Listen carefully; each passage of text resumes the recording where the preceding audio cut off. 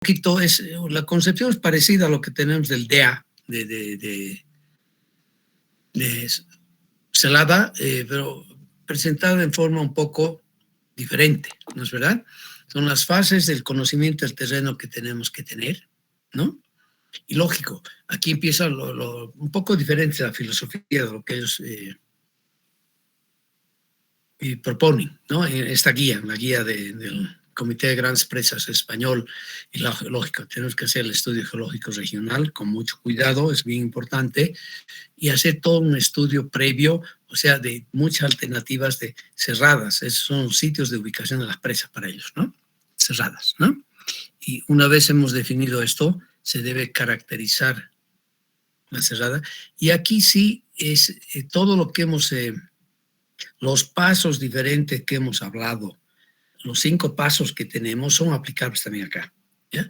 Tal vez voy a mejorar esto un poco y adaptarnos mejor a lo que estamos viendo nosotros, pero es lo que está en la guía esta actual, ¿ya? Y ojo, una vez hemos hecho todo y tenemos aquí todos los modelos, porque aquí caracterización de la cerrada significa aquí tener todos los modelos necesarios, ¿ya? Con los problemas específicos, ¿no? ¿Y cuáles son los problemas específicos? Por favor, son sobre todo es la parte hidrogeológica y donde incluimos además todo lo concerniente a la inyección de una cortina de impermeabilización en la fundación debajo de la presa, entonces, ¿no es verdad? Esos son los estudios de problemas específicos sobre todo, y que de verdad ahí tenemos una gran incertidumbre en este tipo de obras, ¿ya? Pero aquí aplicamos todos nuestros, en todo esto aplicamos todos los 5 pasos como tal. Y algo que sí es relevante aquí, debo decirles, es el estudio durante la construcción, ¿no? Que tienen dentro de las diferentes fases de vida del proyecto. Normalmente, prácticamente no existe, que yo no conozco por lo menos alguna obra, alguna presa, donde se haya construido exactamente como estaba previsto en el estudio de diseño final, ¿no? En el estudio técnico de preinversión que llamamos ahora, ¿no? Siempre hay modificaciones, siempre hay cambios, porque hemos hecho hipótesis durante la fase de los estudios, hemos asumido algunas distribuciones, valores, zonificaciones que no se da pues en la práctica. Por ejemplo, les doy un ejemplo, en el caso de Misicuní, en el estribo derecho, se detectó durante la excavación una fallita que no estaba identificada en su verdadera magnitud en la fase de estudios. Entonces fue necesario girar un poquito el eje de la presa, ¿ya? Y solo giró un par de grados, usando como pivote, como punto de giro, el estribo izquierdo de la presa. Pero teniendo la longitud del coronamiento de la presa, que es más de 600 metros, 640 metros, entonces tuvimos un desplazamiento del eje de la presa en el estribo derecho de unos 18 metros. ¿Ya? Claro, me modificó todo, ¿no? No son modificaciones trascendentales, pues no cambié el tipo de presa, pero significó también cambio, la mudanza de cantidades, y todo eso se hizo porque el plinto, alguna vez les hablaré más de eso, o sea, un elemento muy importante del tipo de presa que tenemos en Misicuní, tiene que estar fundado en la medida de lo posible en un macizo rocoso competente, ¿no es verdad? El plinto es la parte inferior del paramento arriba de la presa, porque la presa Misicuní, no se olviden, es una presa con pantalla de hormigón, pantalla superficial en el paramento arriba de la presa, ¿ya? O sea, hay que tener cuidado en todo eso, ¿no es verdad? Y aquí, cuando hago todos estos estudios, si quieren ustedes, ¿no? Evidentemente, es la etapa 1, etapa 2, proyecto de construcción, ¿no? Proyecto de construcción son los estudios. Y todo esto lo vamos a hacer en la primera fase, que para nosotros, según la legislación boliviana, tendría que ser en el estudio técnico de condiciones previas, ¿no es verdad? Claro, que hay que acomodarse a lo que como piensa el mundo. Nosotros estamos pensando muy diferente a lo que piensa el mundo. Somos una excepción en el mundo con la nueva legislación con esa resolución ministerial del año 2015, ¿no es verdad? Aquí vamos a tener mucho cuidado entonces, porque aquí estamos ya, el desvío del río ya es una obra, ¿no es verdad? Que a veces da problemas serios. Las excavaciones durante la construcción. Y finalmente tenemos todos los estudios de evaluación, que es ya la etapa entre la 2 y la 3 de nuestro DEA, ¿no? Y lo más crítico de una presa, el examen final que da una presa, una obra, es cuando se la pone en carga, ¿no? La puesta en carga. Es lo más crítico porque es el momento en que una presa es sometida a las cargas por las cuales fue diseñada, cargas normales, ¿no es verdad? Sin mencionar las cargas que tenemos por sismos, ¿no? O por crecidas extraordinarias, es verdad. Porque puesta en carga normalmente es con caudales normales.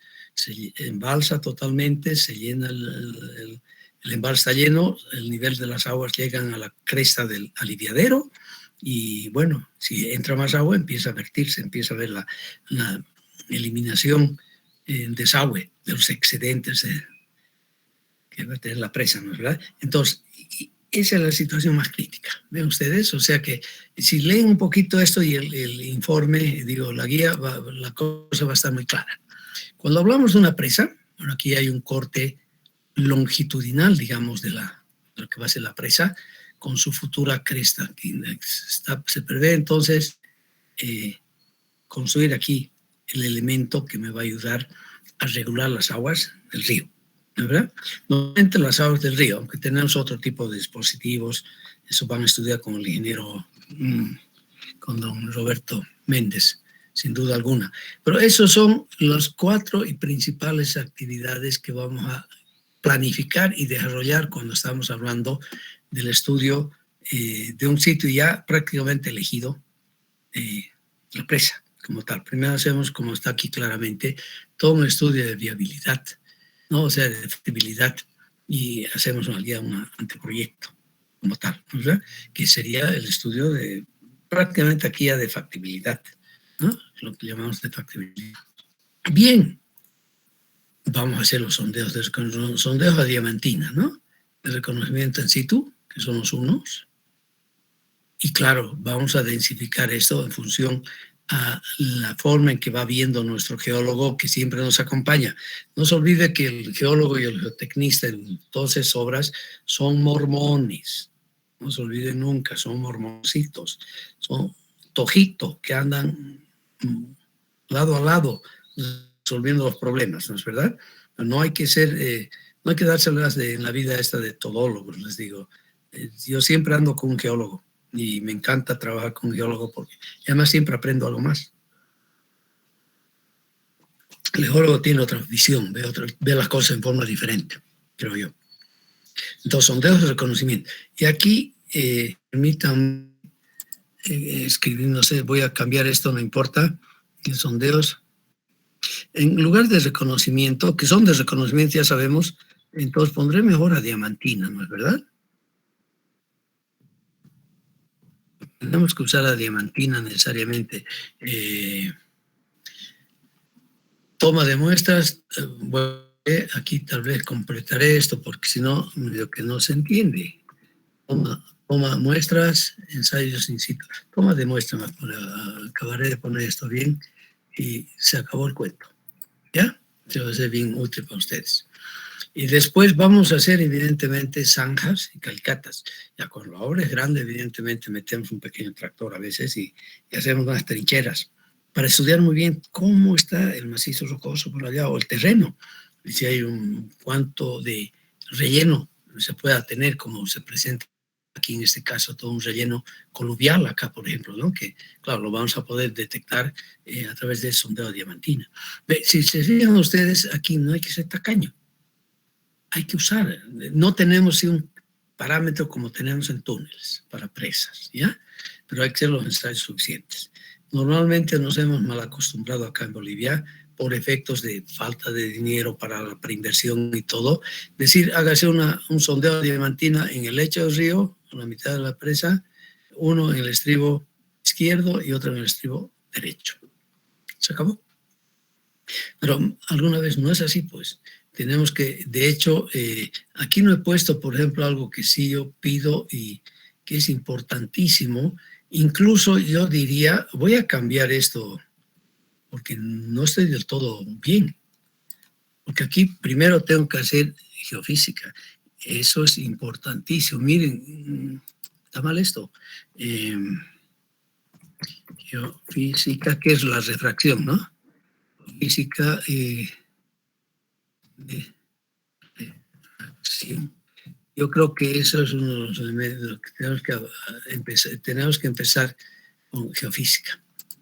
Es lo mejor que podemos hacer. Bueno, a decir verdad, aquí tengo que empezar con mapeo superficial, con estaciones geomecánicas, ¿no es verdad? O sea que para que esto sea completo, si bien ya me salga un poquito lo que nos pide el... No, lo dejaremos ahí. Entonces, esto es 1, esto va a ser entonces 2, este se hace 3, este se hace 4, este se hace 5. ¿Ya? Entonces, geofísica y refracción impajaritable, les digo, sí tenemos que hacer. Hay que tener mucho cuidado en esa parte, porque son ensayos más baratos y nos dan mucha información. Una vez se tiene el modelo preliminar que nos ha hecho ya el geólogo y nosotros hemos hecho el mapeo en detalle, como las estaciones geomecánicas. Hoy día todavía tenemos que ver eso, espero. Sí, vamos, nos alcanza el tiempo. Entonces, formulamos y les damos nuestras necesidades sobre la geofísica y refracción. Y normalmente cuando hablo de geofísica, si muestro esto en pantalla, no sé si tengo otra lámina, vamos a hacer sin duda alguna primero un corte acá, longitudinal, ¿no? Y por lo menos 3 cortes transversales de geofísica, de refracción. ¿Y qué es para ti? Ya les he dicho hace un momento, los sondeos, la diamantina, están alrededor de $200, 150, $200 americanos por metro lineal. En zonas muy, muy, muy inaccesibles, muy difíciles, fácilmente se puede ir a 300.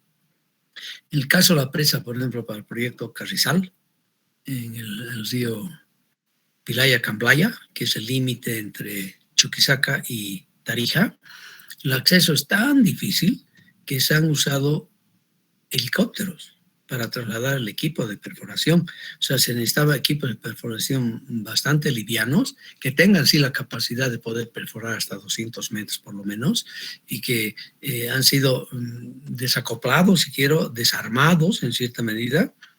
Se los ha trasladado con helicópteros que no tenían capacidad de una tonelada y media, una tonelada fuerza y media, 2 toneladas de fuerza, y después se volvió a armar el equipo para hacer las perforaciones, y para llevarla de un punto a otro se usó el helicóptero. Fue una campaña muy costosa, evidentemente, para la presa de Carrizal. Es una presa en gravedad, que es ha propuesto que sea hecha con RCC, o sea, hormigón compactado con rodilla. Muy compleja, ¿ya? O sea, que un buen proyecto necesita presupuesto. Y en ese sentido hay que decir que las presas que ha estado estudiando ENDE, para los aprovechamientos hidroeléctricos que están construyendo ahora en cierta medida lo que se van a construir en el futuro, se ha dado tiempo y dinero para hacer estudios como manda el recetario, si quieren ustedes, la responsabilidad de ingeniería. ¿Ok? Vamos a hacer toma de muestras y también vamos a hacer los ensayos en situ. Entonces tenemos que hablar también sobre eso, ¿no es verdad? Sangres y calicatas, como decíamos, y fin, vamos a hacer galerías, de acuerdo a las necesidades, y vamos a tener que hacer galerías de inspección. Hemos hecho en algunos proyectos ya desde de los años 70 para el proyecto Rositas, por ejemplo, se han hecho galerías que siguen ahí mantenidas. Yo he ido personalmente después de 40 años a ver las galerías que hemos hecho para la presa Rositas, ¿no? Allá cerca de Vapor y Sosó. Es muy interesante ver eso y cómo se ha ido comportando el material. Que eso va a ser necesario en función al tipo de presa y al conocimiento que tenemos que tener de todo el terreno de fundación de la presa. Y finalmente, si algo nuevo no está en los túneles, hacemos pruebas de inyección. porque va a haber cierto grado de permeabilidad a presa y aquí tenemos que planificar toda una cortina de inyecciones para que esto también sea impermeable. Y claro, vamos a poner condiciones de la máxima permeabilidad permitida de ese terreno para que cumpla su función satisfactoriamente, que dependerá también del grado de escasez de agua que se pueda tener en la zona. Ok, un poquito más, permítame mostrar un poquito más, no se ve tan bonito, subiremos esta referencia un poquito más arriba para que se vea un poco mejor. Ok, bien. ¿Qué estamos haciendo? Entonces, hemos planificado todo esto y finalmente vamos a tener esos 5 pasos para presas específicamente. Y ahora, si yo veo esto, les aseguro que ando un poquito mal. Aquí esto está mal, porque esta lámina tiene que estar primero acá. ¿No es verdad? Primero lo general, porque aquí ya estoy hablando específicamente del 4, del paso 4 he hablado aquí. Ese es el paso 4. ¿No? Y seguro que voy a aquí introduciré otro para que esté más clarito para ustedes y puedan entender mejor. Aquí voy a introducir el paso 4. ¿Ya? ¿Dónde está para? Aquí. Es el paso 4. ¿Listo? El paso 4 que tenemos que cumplir. Lo voy a poner bonito, lo voy a ampliar. Voy a cambiar a normalmente uso Arial. Vamos a poner 24 que sale más bonito. Lo voy a negrear además. Ok. Espero que esto quede más bonito y más claro para ustedes. ¿Ya? Es el paso 4. ¿Ya? En la cartografía ya no voy a poner permeabilidad base y cerrada. Hay que estudiarlo y vamos a hacer ensayos de permeabilidad. Ahora sí está mejor así. Ojo, bien importante es este tercer paso cuando hablamos de embalses, la estabilidad de laderas del valle, ¿no? Entonces, finalmente aquí tengo la presa. Claro, esto va a ser sumergido y el material va a pasar a estar de no saturado, seco, a totalmente saturado, ¿no es verdad? Entonces, sí tenemos que estudiar también y tener un buen estudio. Ahí el geólogo tiene que caminar, pataperrear, a tener toda la información necesaria, ¿ya? Pero es necesario definir todo qué zonas son posiblemente inestables, etcétera, etcétera. ¿No? Además tenemos ya la geología, ¿no? En planta está bien definida. Este es trabajo, pues, bien específico ya de especialización, ¿no es verdad? Pero sí tenemos que hacerlo, ¿ya? La cartografía geológica partimos, ya hemos hablado hace un momento de toda la información secundaria, etcétera, etcétera. Y hacer un buen estudio entonces previo a las cerradas. Cerradas nuevamente en español se refiere a las ubicaciones de posibles presas, ¿no? ¿Verdad?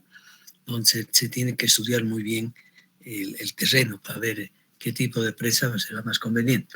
Aunque debo decirles eso, van a ver con el ingeniero, con Roberto Méndez en hidráulica, o digo en obras hidráulicas 2, nos va a enseñar cómo se hace entonces el estudio de alternativas para la elección del mejor tipo de presa posible, que es un estudio técnico económico como tal, ¿ya? Y algo que nunca debemos olvidarnos es los préstamos, lo que llamamos nosotros banco de préstamos, el lugar donde vamos a extraer los materiales para construir la presa. Y lógico, vamos a tratar de buscar siempre lugares de préstamos lo más cerca posible a la obra, ¿no es verdad? Para optimizar los costos. Tengo costos de extracción, de transporte y de manipuleo de esa carga, ¿no es verdad? Que sería el punto 5. O sea, de hecho aquí entonces, en ese mapita están los 5 pasos que debemos realizar, ¿no? Y el 4 es evidentemente el estudio ya de la ubicación del lugar de la presa, que lo llaman la cerrada. A veces lo llamamos también la garganta o el angosto, ¿no? Depende de la nomenclatura y el país donde estemos. Pero esto ya está claro, ya hemos hablado de esto. Ese paso 4 es fundamental para nosotros, ¿ya? Y el paso 5, porque a ver un ratico, ese es el 5, ¿no? Y aquí voy a también poner paso 5, ¿no? Aquí entonces, ¿qué le parece si agarramos y copiamos esto a la otra lámina? Y vamos a colocar esto aquí.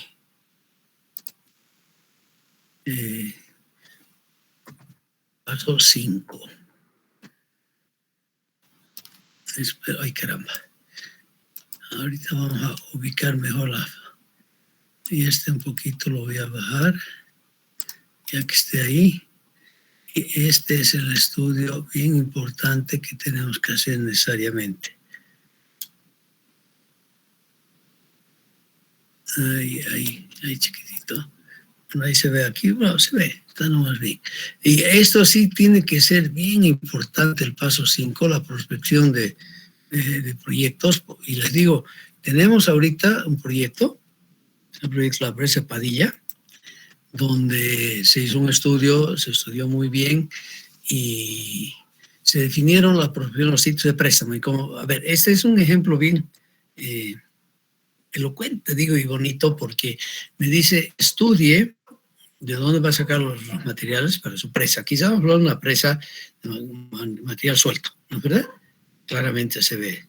Y bueno, y aquí si es una presa zonificada, necesito pues diferentes terrenos, ¿no? Diferentes, tipificados claramente con su granulometría, y si son suelos finos y tengo un núcleo de impermeabilización interno, tengo que tener un alto grado de materiales finos, ¿no? De arcillos y limos, que va a tener que ser de 25 a 30%. De hecho, les digo, hablamos de una presa con núcleo de arcilla, dicen, ¿no? Bueno, no es núcleo de arcilla, es decir, al máximo 25-30% tienen que ser finos, menores a malla 274 micrones, y no más. Y tengo también limitaciones técnicas, lo que es la plasticidad, o sea, los índices de consistencia. Y después tienen que tener también un material un poco grueso, si quieren ustedes, porque a la arcilla tengo que armarla, tengo que reforzarla. ¿Y cómo la refuerzo la arcilla para que no tenga grandes deformaciones? Que sería un problema serio, porque los espaldones formados por material con granular grueso y qué sé yo, con menos deformación, me crearía problemas serios de fisuramiento interno, ¿no? Si usara solamente arcilla. Arcilla yo la armo. ¿Y cómo la armo? Con fragmentos gruesos, con granulometrías más gruesas. O sea, es una mezcla de suelos, si quieren ustedes. Ustedes, a ver, ¿alguna vez han estado en el campo, aunque ahora salimos poco? Y si usted tiene que pasar un camino de esos de herradura que teníamos antes tanto en el país, donde no había ningún mantenimiento, simplemente entró, abrió la trocha y ahí está. Y pasamos por suelos tremendamente plásticos, ¿no? Limo arcillosos, sobre todo. Entrábamos con el coche y nos enfangábamos, nos hundíamos, en fango, se dice además, ¿no? Pues entrábamos en fango de verdad, ¿no? Ese material arcilloso con mucha humedad, mucha agua, que no tiene resistencia. No podía soportar el peso del coche. Entonces, ¿qué hacíamos? Buscábamos, bueno, si había tablones, poníamos tablones, podíamos pasar, si quiere usted, ¿no? O buscábamos material grueso, entre bolones medianos y grandes, y poníamos ahí encima de este material fangoso, y inicialmente se hundían incluso parcialmente los bolones y todo, y poníamos lo suficiente para que el coche pueda pasar. O sea, estábamos armando, reforzando a ese material arcilloso que permita, que tenga la capacidad de resistir el peso de la movilidad que estaba pasando por ahí. O sea, hay tantas cosas que uno ha podido vivir. Ahora es mucho más fácil y cómodo para usted. Y normalmente siempre vamos a pedir que se estudie yacimientos que estén, bueno, lo más cerca a la presa y en el mismo vaso futuro, o sea, el embalse, paso futuro de esa presa, porque así vamos a crear un poquito más grande el volumen de... No, atención. Y eso tiene una gran ventaja, porque cuando nosotros consolidamos y compramos los terrenos que va a ocupar el futuro embalse, el Estado tiene que comprar a los usuarios, a los agricultores que están por ahí, compra sus derechos en todo sentido, ya no tienen que pagar nada más adicional, porque si tenemos que ir a buscar yacimientos que están fuera de lo que va a ser el futuro vaso, es todo otro trámite adicional de compra, no de expropiación, de compra de terrenos, y tener la autorización del propietario e incluso de la comunidad. Entonces, eso se nos hace interminable, ¿no? Entonces, aquí por eso, fíjense ustedes, tienen dos tipos de suelos que van a necesitar para una presa de material suelto con núcleo. Por eso es mejor, por favor, acostúmbrense a hablar de núcleo impermeable, que lo voy a hacer con suelos impermeables. Pero no hablemos de núcleo de arcilla, por favor, ¿ya? Núcleo impermeable. Y los materiales granulares gruesos que van a ser para los espaldones, para el cuerpo de la presa. Y eso tengo que definir muy bien acá. ¿Qué tipo de material tengo? Si es coluvial, si es aluvial, ¿no? Y ustedes saben lo que es, ¿no? Coluvium es un material totalmente heterogéneo que está caracterizado por tener bolones, fragmentos de roca grandes con aristas bien formadas. Es decir, ese material no ha sufrido ningún gran transporte que ha hecho posible que se vayan perdiendo las aristas y se vaya creando el material. Los bolones, por ejemplo, los cantos redondeados, son aquellos que vamos a encontrar en depósitos aluviales, ¿ya? Cantos rodados, aluviales, redonditos, bonitos y qué sé yo. En los coluvios vamos a ver cantos angulares, ¿ya? En una matriz de material fino. Una matriz puede ser areno, limo, arcillosa, en una matriz fina y con una granulometría tremendamente amplia de los bolones y la grava gruesa y la grava fina como tal.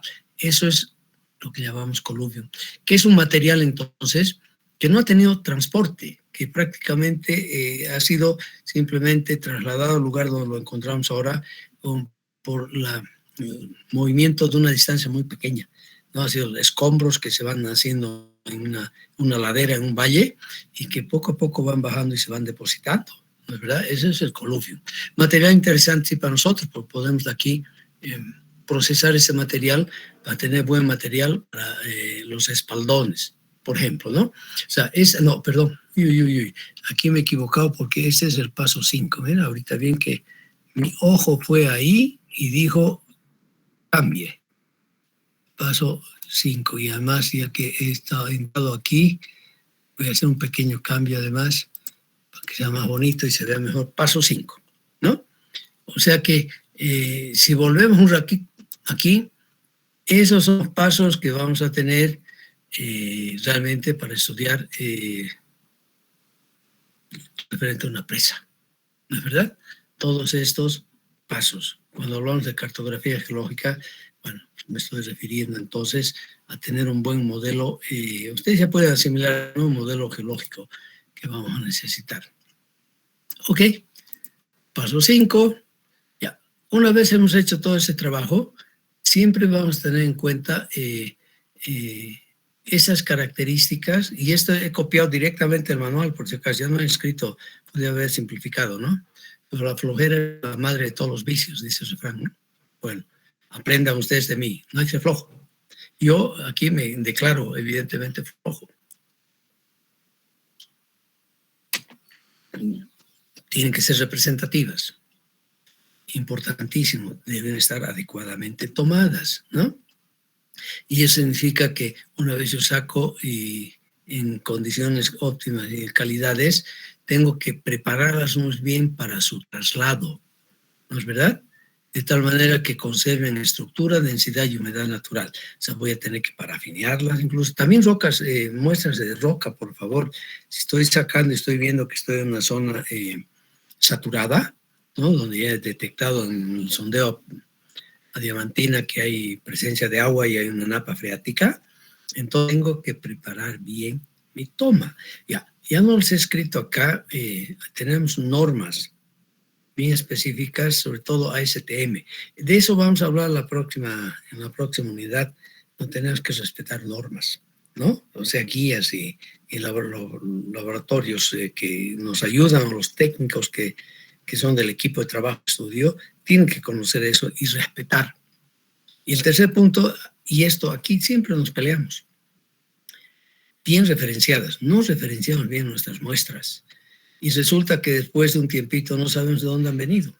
Y como gran cosa, lo máximo que hacemos es agarrar un marcador y escribir sobre la muestra su origen, decir, qué sé yo, sondeo 014 y a veces escribimos a la profundidad de la cual está viniendo este testigo, ¿no es verdad? No es suficiente.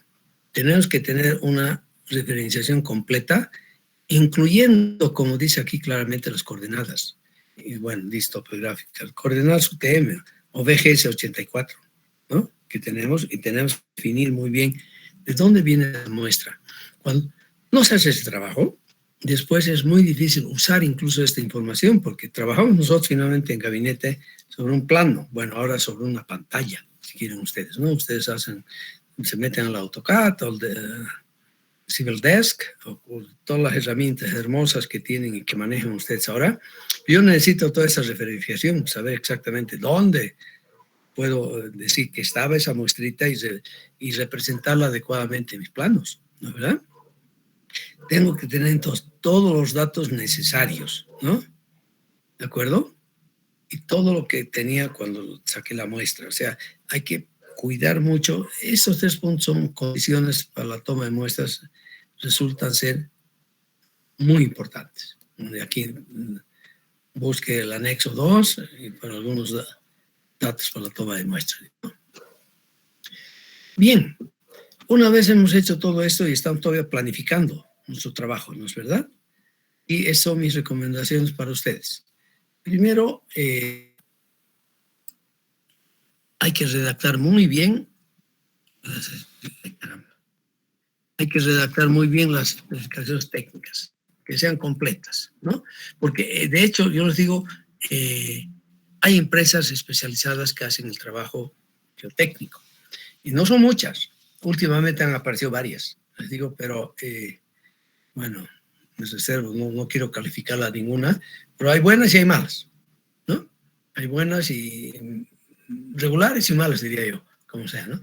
Nosotros hemos hecho muchos años de trabajo con GTUMS, nuestro laboratorio de geotecnia, que fue el primero en estar mejor equipado en el país, que tuvo una radiación total en todo el país, toda Bolivia. Hemos trabajado de norte a sur, desde Pando hasta abajo Bermejo, hemos trabajado de oeste a este, desde el lado Titicaca hasta Puerto Suárez. En Puerto Suárez, o sea, hemos hecho mucho trabajo. El laboratorio tuvo su esplendor durante todos los años que estuvo de director el ingeniero, su profesor además de mecánica de suelos, ¿no? El ingeniero Mauricio Salinas Pereira, un gran profesional además, muy bien formado, uno de los primeros egresados de la carrera. Después se fue a estudiar a Bélgica, retornó de Bélgica y enseguida estaba ya de director del laboratorio de geotecnia, ¿no? Hizo un excelente trabajo, Mauricio. Yo les puedo decir que no puedo decir otra cosa. Yo hice el laboratorio, organicé, estuve de director en la fase de convenios internacionales, y apenas volvió Mauricio de Bélgica, lo hicimos director, que se merecía además. Hizo un gran papel. Hizo que ese laboratorio sea la referencia en todo Bolivia. Y después vinieron los politiqueros y las politiquerías de San Simón, donde cambiaron a Mauricio sin ningún motivo, y simplemente porque había dicho a alguien, pero ¿por qué tantos años de director? Porque es bueno, esa es la respuesta, ¿no? Porque es competente, hombre, es responsable, trabajador, pero igual lo cambiaron, ¿no? Y pusieron a una persona, y después pusieron a otra persona, llegó otra vez después un excelente profesional, por suerte, que no se quedó mucho tiempo, lamento mucho porque se fue a trabajar a la CAF, y otra vez quedamos huérfanos.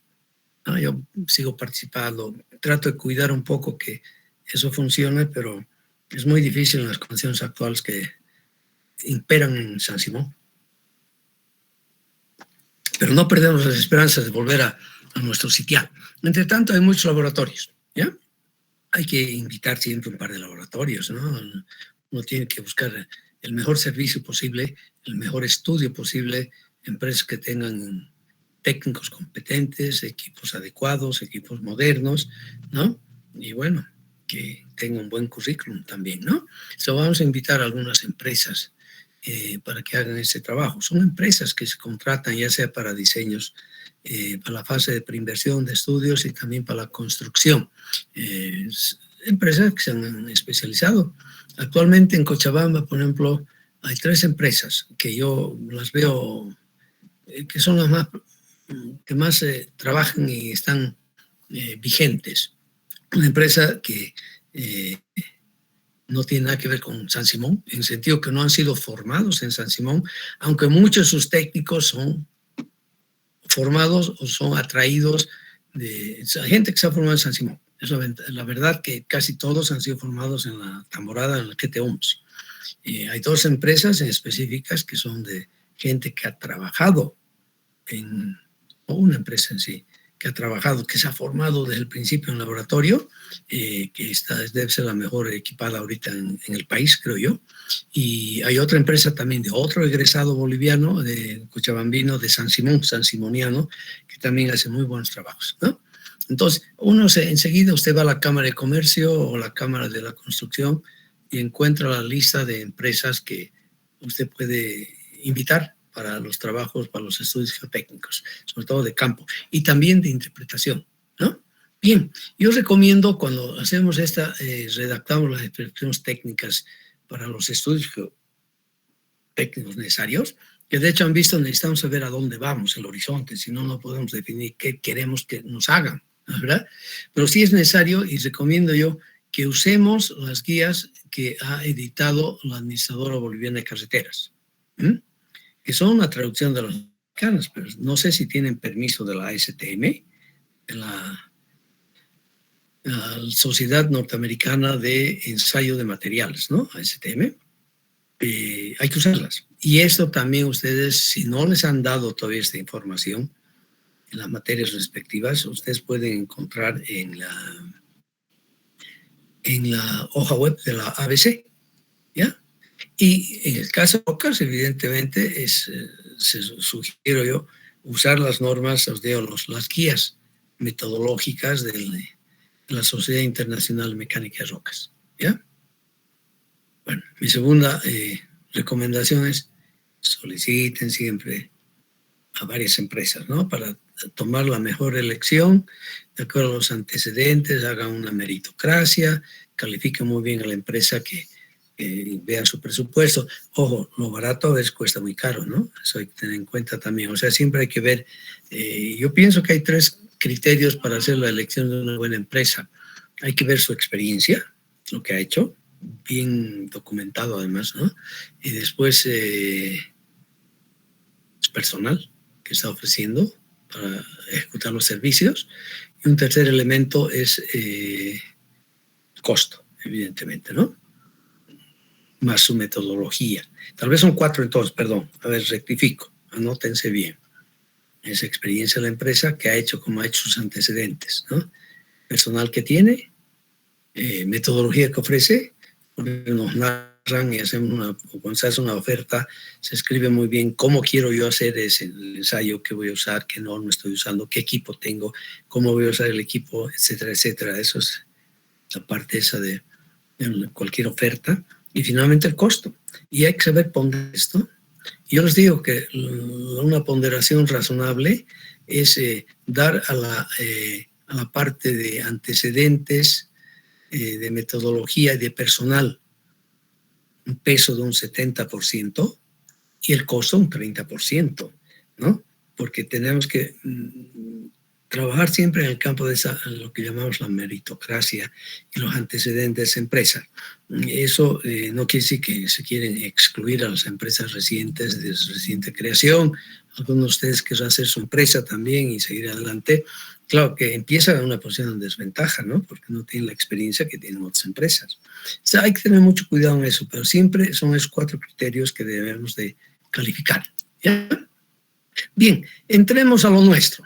Hemos dicho que tenemos que hacer entre los pasos que hemos puesto y después de hacer todo el estudio de recopilación de información, hemos procesado toda esa información y finalmente hemos definido ya los lugares donde tenemos que obtener mucha mayor información, ¿no es verdad? Y vamos a tener como paso entonces, el segundo entonces va a ser el mapeo geológico geomecánico necesario, ¿no? Donde necesitamos un montón de instrumentos. Yo voy a permitirme ahorita abrir mi pantalla y voy a abrir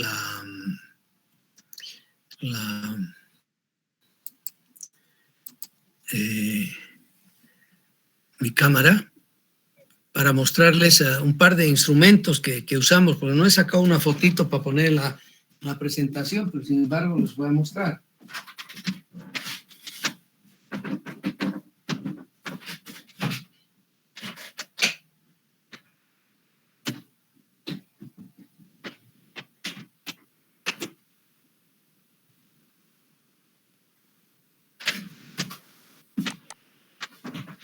Mostrar qué es la indumentaria, lo que normalmente uno maneja cuando va a un proyecto, ¿ya?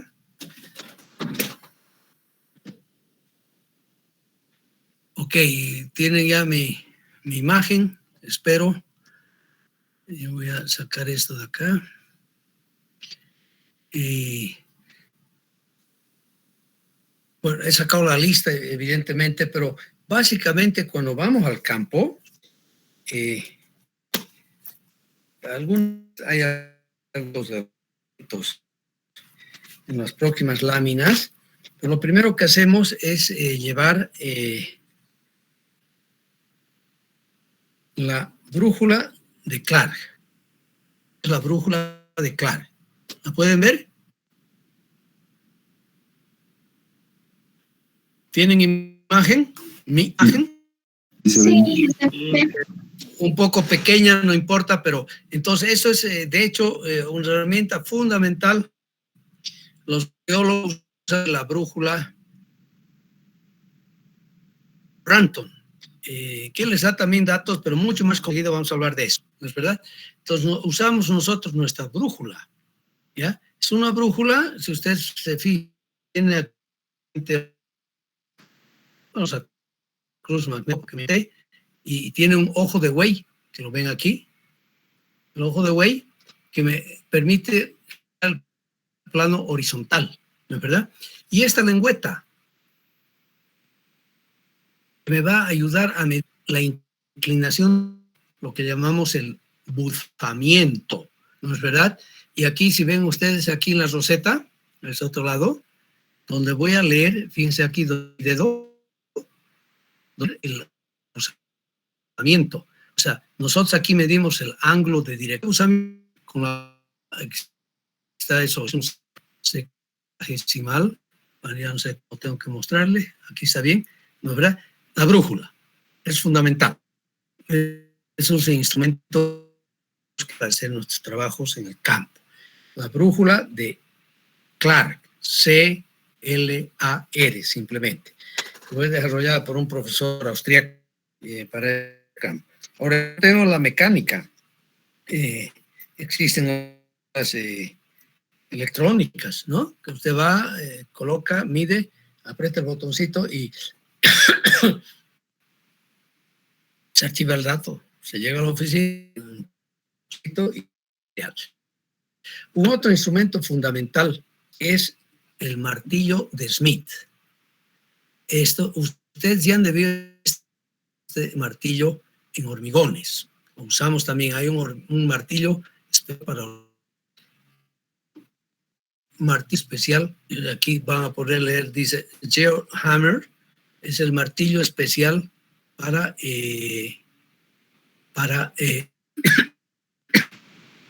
poder estimar la resistencia a la compresión simple del material, ¿ya?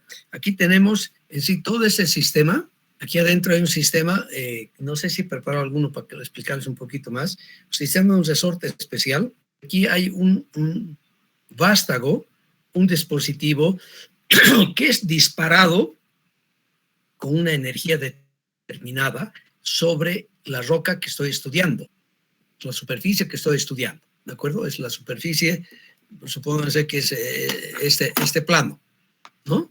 Este plano, la superficie, y aquí mide aquí, esta escala que ven acá, un rebote. Lo relacionamos que me permite calcular el presión superficie. Acuérdense, hemos hablado cuando hablábamos del criterio de rotura de Barton-Chubey. Saben ustedes 3 parámetros. Parte ahorita, por eso les mandé la anterior semana, el domingo, el capítulo para que empiecen a trabajar y estudiar. Espero que hubieran estudiado, espero que escribir bien su cuaderno de apuntes definitivo que está dando, ampliando lo que estamos hablando, tienen las láminas, tienen la clase, tienen entonces pues, estén ampliando conocimiento. Y esa definición del ángulo de fricción residual, el θ R, a ver si se acuerdan, que era igual al ángulo de fricción básico del material de la roca, 20 más, ¿no es verdad? Ahí teníamos claramente entonces el R minúscula y el R mayúscula, ¿no es verdad? Más 20 R minúscula dividido minúscula, que las relaciones entre la resistencia y compresión de la pared, de la discontinuidad existente actual, comparada con la resistencia a la compresión simple de la roca fresca, ¿no es verdad? Para eso usamos el bien. Smith es uno de los tres procedimientos para poder determinar la resistencia a la compresión de la roca. Y es para rocas. Hasta medir resistencias hasta los de 200, 250 metros. El martillito Smith, que es aparentemente solo va hasta 50, 60 megapascales como tal. Una otra herramienta que usamos mucho, el perfilómetro es esta peineta. ¿Ven? Es una peineta que permite sacar perfiles contra perfiles, porque eso está formado por estos pequeños cilindros. Fíjense cómo se mueven. Yo voy sacando y ese aro, lo que han determinado en laboratorio los amigos, los colaboradores, Nick Barton en Noru, en este instrumento es altísimo para determinar el coeficiente de rugosidad de las discontinuidades, el JR, ¿verdad? Y el segundo parámetro. El JCS, evidentemente, lo sacamos ya sea con el martillo Smith o tenemos una formulita hablado en el capítulo respectivo. Además, siempre llevamos una lupa, ¿no? Para ver, porque a veces las rocas, evidentemente, son afaníticas. A ver, tal Sabia Melchor, ¿está en clases? Sabia Melchor. ¿No está en clases? Yo pensé que estaba en clase la señorita Sadia Melchor Mamani. Vaya, entró a la clase alguna vez y después se fue. Pero así al azar voy a ver la lista. Está Álvaro Chura Silvestres. Presente, Inge. Sí. ¿Está presente Álvaro? Sí. A ver, Álvaro, estábamos hablando entonces decía, aquí tengo la lupa, que me va a permitir determinar los granitos, la textura de la roca, ¿no es verdad? Díganos, por favor, Álvaro, ¿qué es una roca afánica?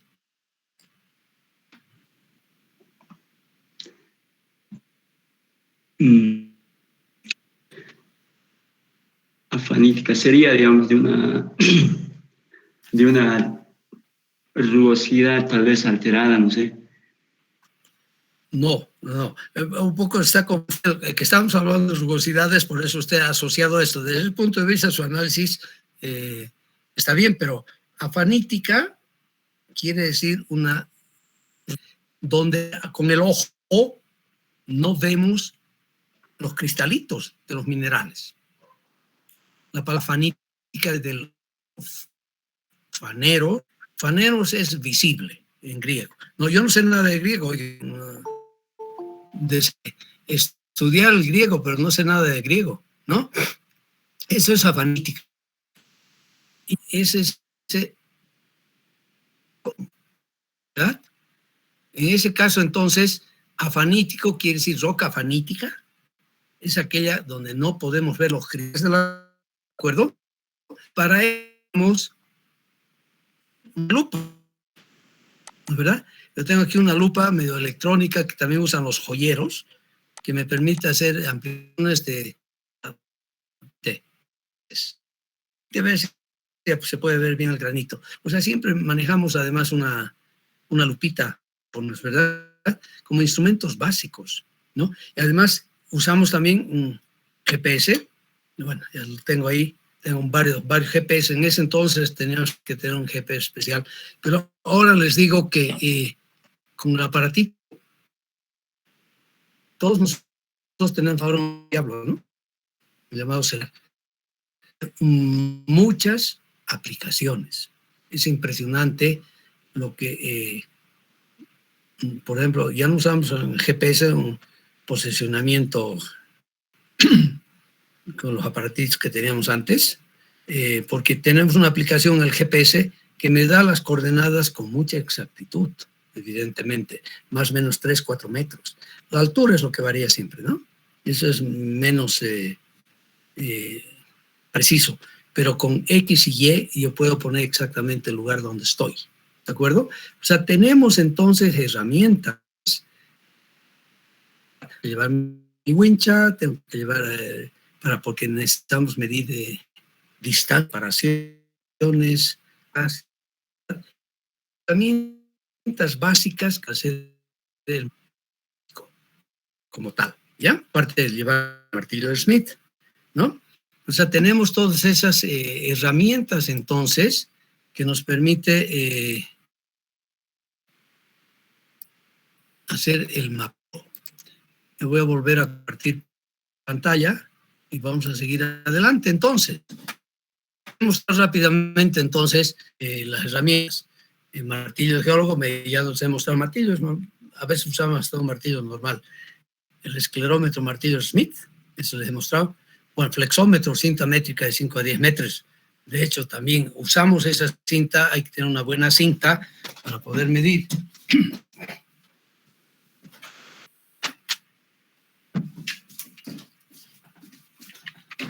Ven ustedes, es la cinta que se usa, ¿no es verdad? En este caso yo tengo una cinta, en la medida posible tienen que ser de calidad, ¿no? Para que pueda hacer buenas mediciones, ¿no es verdad? La regla rígida de 1 metro también llevamos para medir cabalmente las asperezas máximas en un perfil. Usamos esta regla de 1 metro, no la tengo aquí a mano. La brújula de Clark que les he mostrado. La lupa, importante, y el perfilómetro perfilómetro o peine de parto. O sea, lo principal es trato de decir, ¿verdad?, de lo que necesitamos acá, ¿no es verdad? Ok, vamos adelante. Tienen buena imagen, ¿no? Cámara de fotos, de hecho ya no estamos usando porque uso el aparatito del diablo, pues con eso sacamos muy buenas fotos. Y el sensor de posicionamiento GPS, que también es una aplicación que tiene el celular. Estamos usando eso ahora en la práctica, ¿no es verdad? Bueno, el tablet, tenemos que tener un elemento claro para poder hacer las anotaciones, ¿no? Aunque ahora tenemos los programas ya hechos que están en un tablet y directamente introducimos los datos que vamos midiendo al tablet y los presentamos bajamos toda esa información después para procesarla, ¿no? Y normalmente les decía, hasta hace poco yo aprendí a hacer todo esto todavía con mi tabla especial, la colgada al cuello, una tabla especial para mapeos de geólogos, si quieren ustedes, que nosotros también usamos, donde puedo llevar los formularios que tengo que llenar, ¿no es verdad? Y el mapa geológico respectivo, como pueden ver ustedes acá, que me va a permitir entonces ubicar muy bien el punto donde estoy trabajando, ¿no? O sea, yo puedo llevar también el mapa como tal. Espero que estén viendo esto. Creo que mi cámara todavía está todavía funcionando, ¿no? Tengo entendido.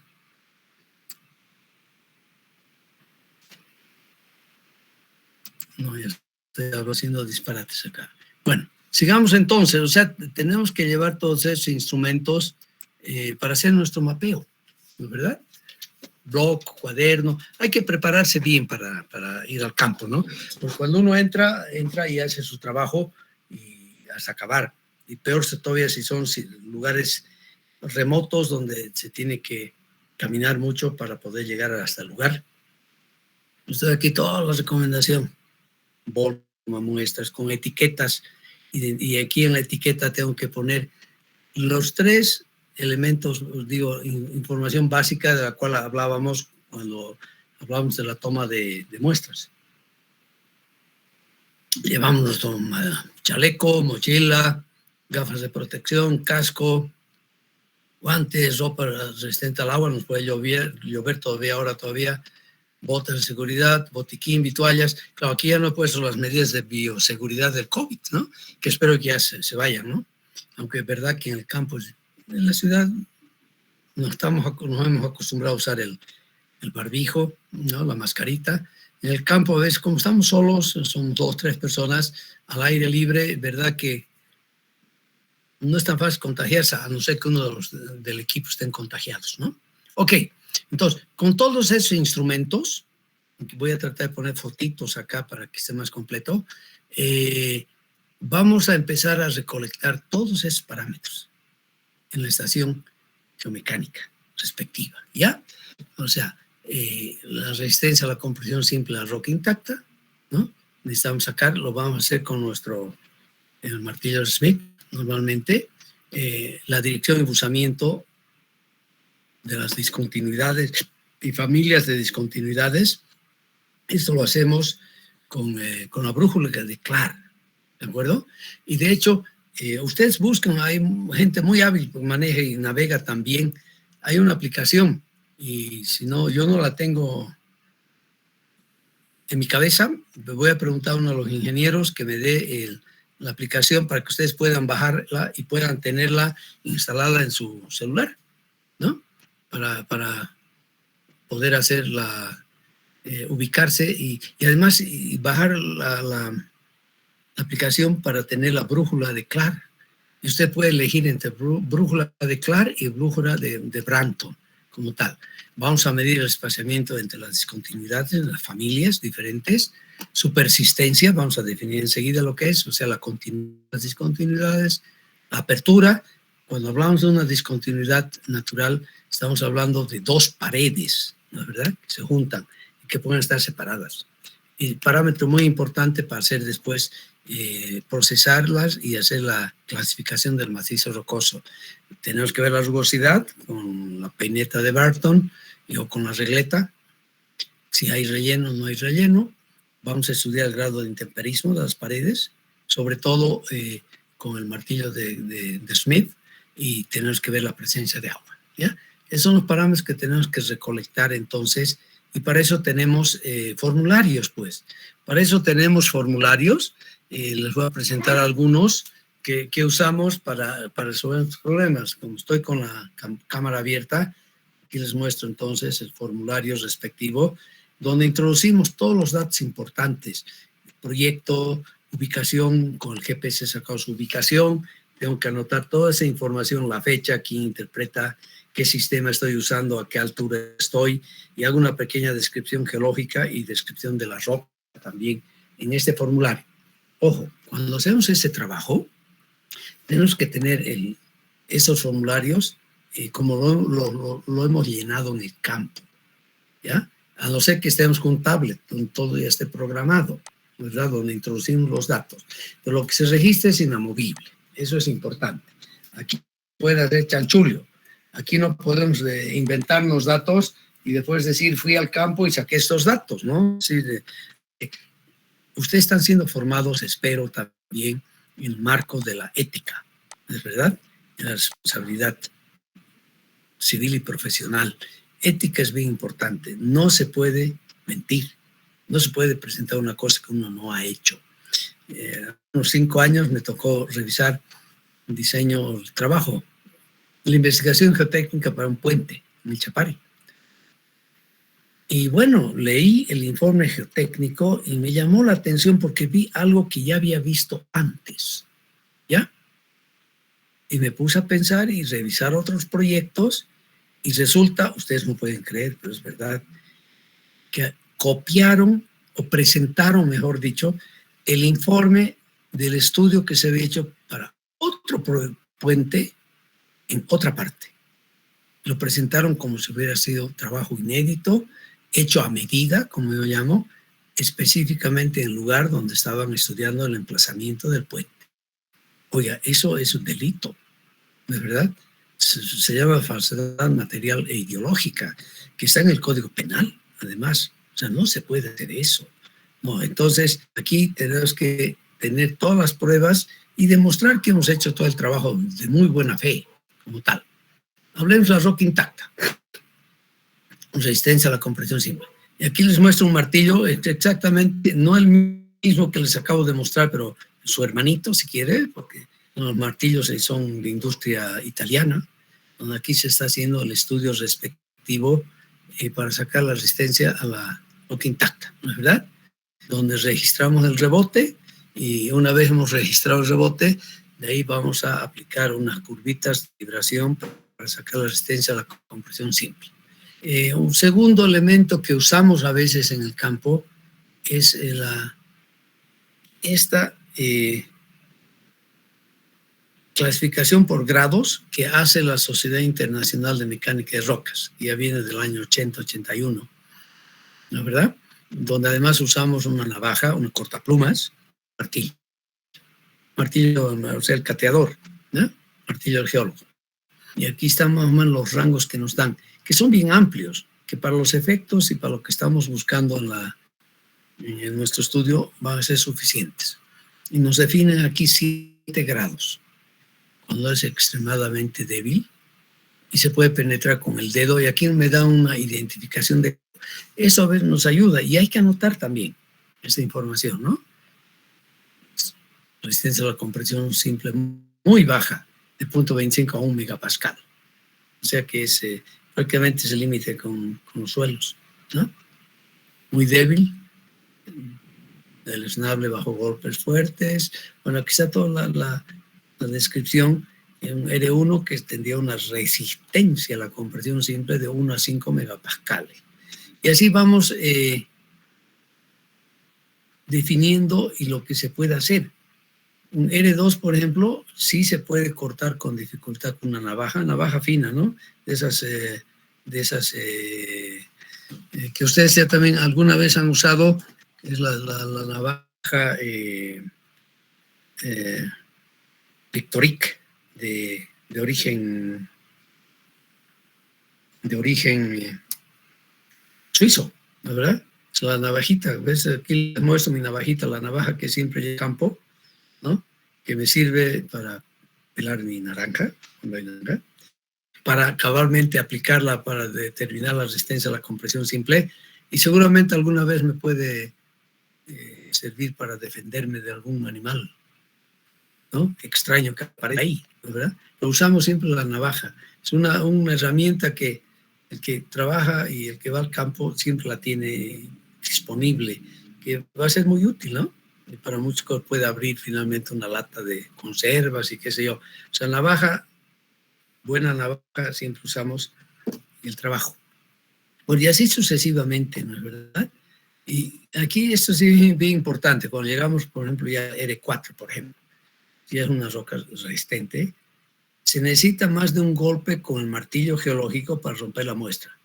Y además, no solo que se necesita, sino que empieza a sonar. Pero mire, la resistencia a la compresión simple ya va de 50 a 100. Y aquí en este R5 y R6 es aún, además el sonido ¡tring! Vidrioso así, de campana, de verdad muy lindo cuando se golpean, ¿no es verdad? Con muchos golpes, además, usted puede sacar un pequeño trozo de esta roca, ¿ya? Y aquí las esquirlas vuelan cuando es más 250. O sea, son guías que usamos para identificar la resistencia a la compresión simple en campo, ¿verdad? Aunque de hecho decimos que lo mejor es siempre sacar muestras, llevar muestras al laboratorio y hacer ensayitos de compresión simple en el laboratorio como tal. La brújula de Clark, les mostré la imagen, aquí ya puedo mostrarles todos los elementos que tiene la brújula, ¿no es verdad? Aquí un muestreador, mapeador trabajando, ¿no? Sacando evidentemente la dirección de buzamiento y buzamiento. La dirección de buzamiento la vamos a determinar aquí respecto al norte magnético. Y hay que tener cuidado entonces porque sabemos que hay un norte magnético y un norte geográfico. Y en nuestros planos, en nuestras proyecciones, está el mapa geográfico, norte geográfico, no el magnético.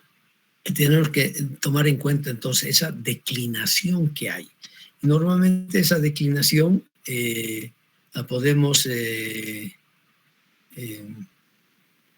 instalar en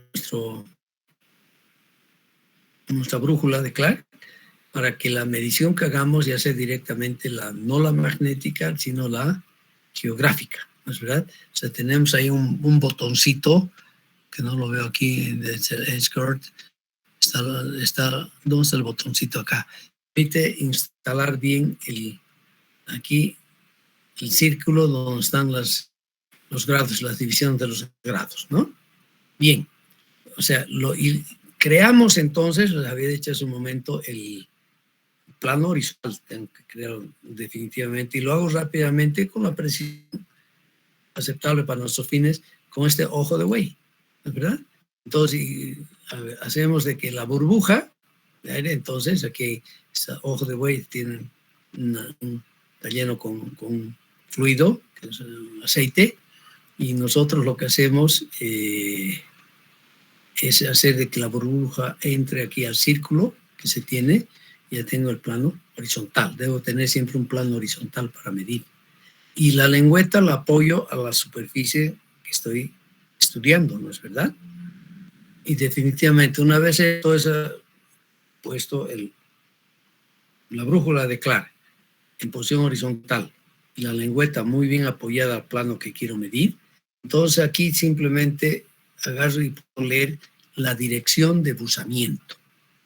Aquí, en esta eje, en esta roseta, ¿no es verdad? Norte, sur, este, oeste. Bueno, leo, y de hecho sabemos, enseguida vamos a repetir esto y vamos a ver más, que el ángulo de la dirección de buzamiento varía entonces de 0 a 360 grados, ¿no es verdad? Y me fijo exactamente el color, si quieren ustedes, de las agujas, si es rojita o es negra. En función a esta, elijo acá en la roseta para medir el buzamiento, si voy a medir la parte en la escala o la escala roja, ¿se fijan? Voy a medir ese ángulo y mido aquí el ángulo de buzamiento correspondiente. O sea, rectifico lo que dije hace rato para no confundirlos. Primero entro a la escala de buzamiento. Y si es negra, voy a tomar la dirección de buzamiento aquí, lo que me indica la parte, el extremo de la aguja negra. Y si estoy en la roja, voy a medir la dirección de buzamiento en la parte que tiene esta roja. Y de hecho, yo les digo acá, siempre hacemos un mapeo geomecánico de dos personas. Uno que va manipulando los instrumentos y otro que va anotando. Usted podría hacerlo también solo, pero le lleva mucho más tiempo, ¿no? Ok, y toda esta información la introducimos acá en una planilla de este tipo, donde voy a medir las orientaciones, que es con la brújula de Clark, y voy a medir todo lo que con el martillo que me va a permitir después conseguir la resistencia a la compresión simple de las paredes en las que estoy trabajando, ¿no es verdad? Y aparte de esto, en una planilla de este tipo, anotamos también el espaciamiento. Normalmente lo vamos en centímetros. O sea que, y tengo que tomar muchos datos de un afloramiento, ojo, ¿no? Aquí, por ejemplo, esto es totalmente insuficiente. Aunque digo que proyecto estudios, bueno, estudio de campo, etapa de diseño.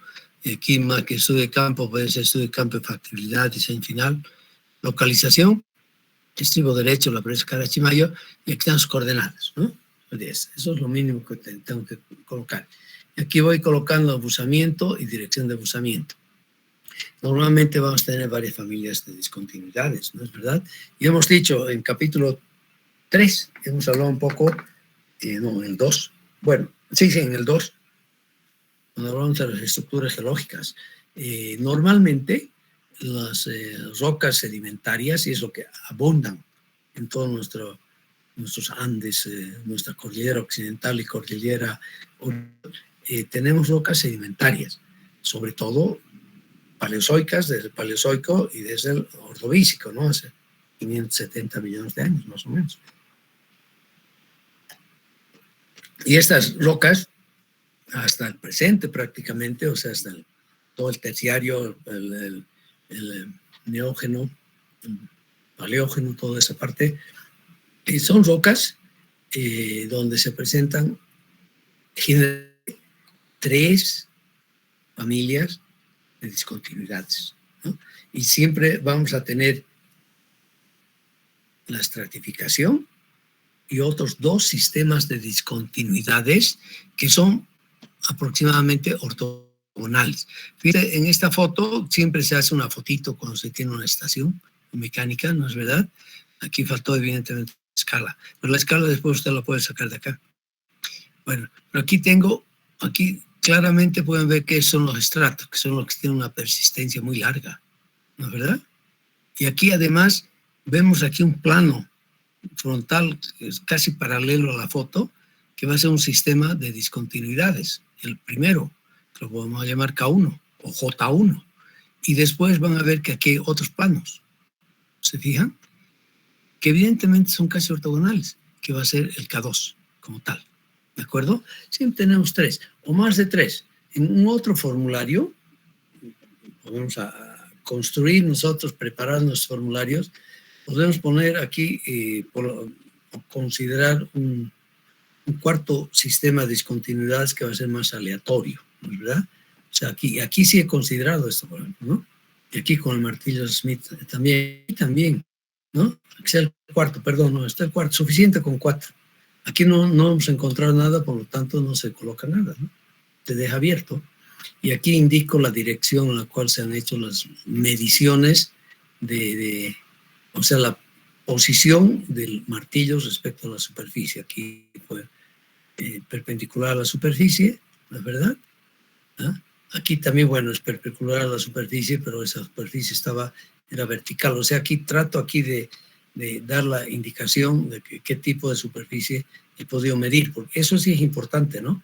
Para poder después interpretar los datos del rebote que hemos usado con la... Ok, o sea, de hecho aquí he sacado los datos, ¿no es verdad? O sea, ando ya muy bien con el martillo y todo, he sacado datos importantísimos que van a ser muy útiles de cosa. El tercer criterio, entonces, va a ser el espaciamiento, ¿no? El primero era la resistencia a la compresión simple con el martillo Smith, el segundo son buzamiento y dirección de buzamiento, y el tercero es entonces el espaciamiento, ¿de acuerdo?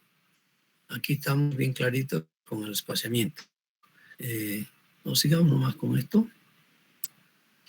Y bien, vamos a tener cuidado entonces en medir muy bien los espaciamientos que tenemos. Y la medida de lo posible vamos a tratar de tener la recta ortogonal a la distancia más corta, si quieren, entre discontinuidades diferentes, como en este caso. Aquí tengo unos estratos, un afloramiento, ¿no es verdad? Y voy a sacar estos datos y voy a medir la mayor cantidad posible para después sacar promedios y hacer un manejo estadístico de los datos. Son estocásticos también esas cantidades, ¿no es verdad? Y vamos a tener cuidado, de acuerdo al plano que tenemos disponible, ¿no es verdad? Para hacer después las correcciones respectivas. Aquí esto no está muy bajo esto. Mi figurita, esta la voy a subir aquí. Así ya la voy a poder ver mejor. Ahora sí, ¿no? Entonces, para sacar realmente la distancia real que tengo entre las discontinuidades, tengo que conocer además, teniendo la cinta acá, el ángulo que están formando, ¿no es verdad? Para tener el D2, que va a ser siempre la distancia más corta entre las discontinuidades. Ese es el espaciamiento. Y vamos a encontrarlo para cada una de las familias de discontinuidades que estamos teniendo. Aquí normalmente usamos este tipo de rangos, ¿ya? Para hablar sobre el espaciamiento de las discontinuidades. Desde extremadamente cerrado, donde tenemos un espaciamiento menor a 20 milímetros, apenas 2 centímetros. O sea, aquí voy a estar sobre todo con las lutitas, sin duda, y con las pizarras, por ejemplo, voy a estar en este rango, ¿no? ¿Ah? Y es espaciado según la ISR, Sociedad Internacional de Mecánica de Rocas, ¿no? Que se usa, lo usamos también, ¿no? Y aquí además, ojo, diferenciamos el espaciamiento general para todas las discontinuidades, pero aquí un espaciamiento para definir, ¿no?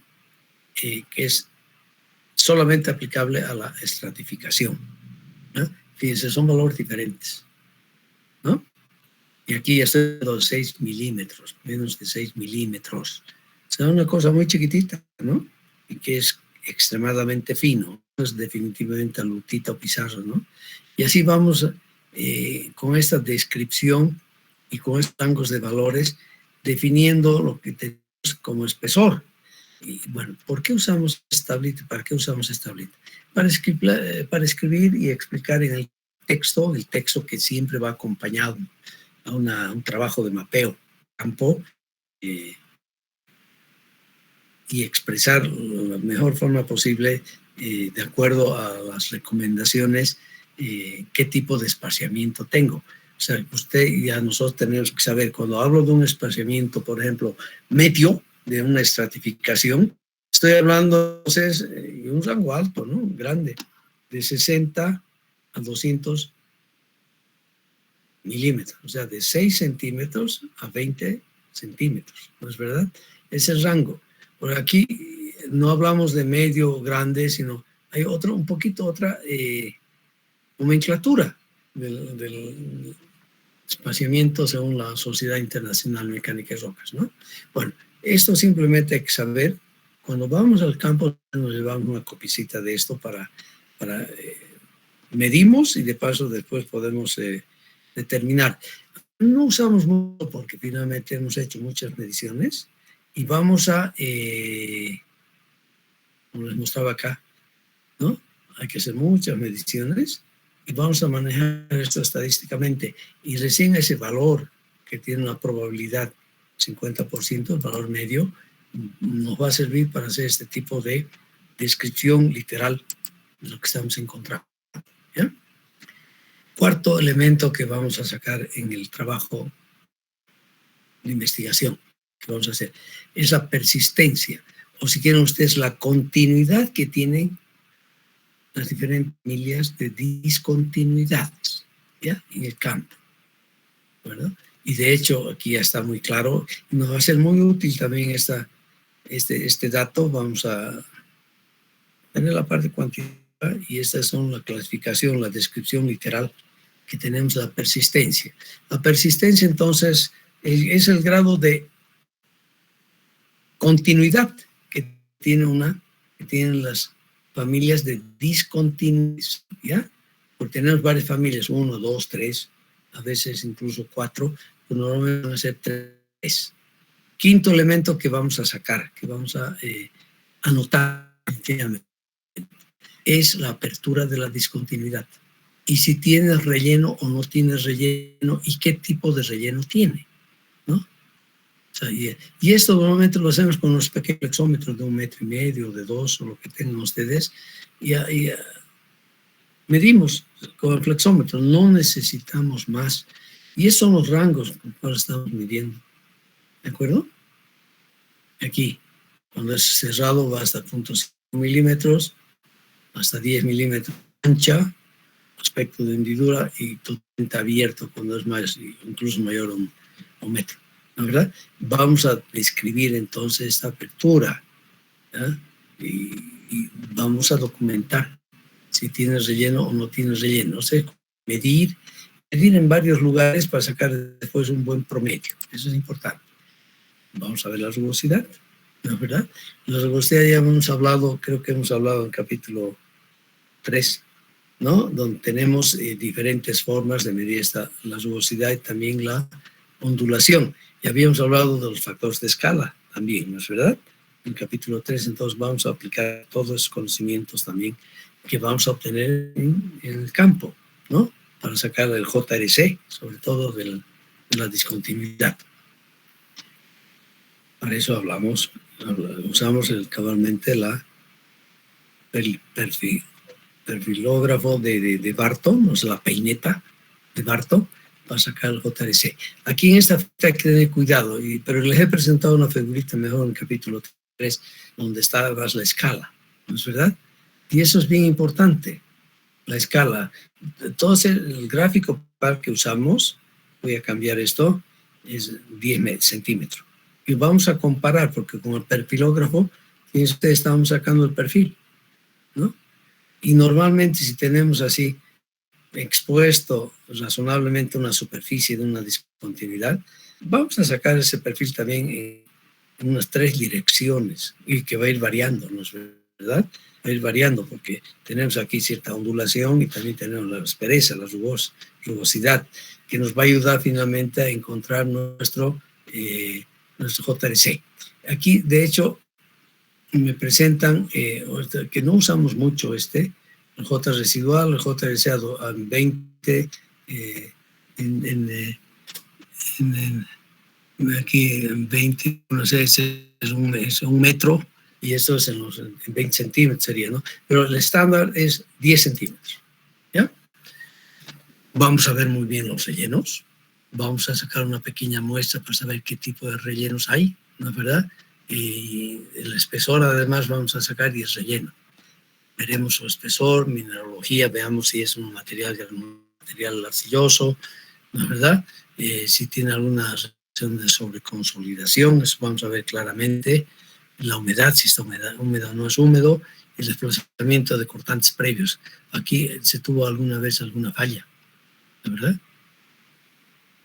Donde sí podemos ver más o menos la dirección del movimiento que han tenido los bloques, uno respecto al otro. Todos los datos vamos registrando nosotros para poder después valorarlos a través de los métodos de clasificación del macizo rocoso como tal.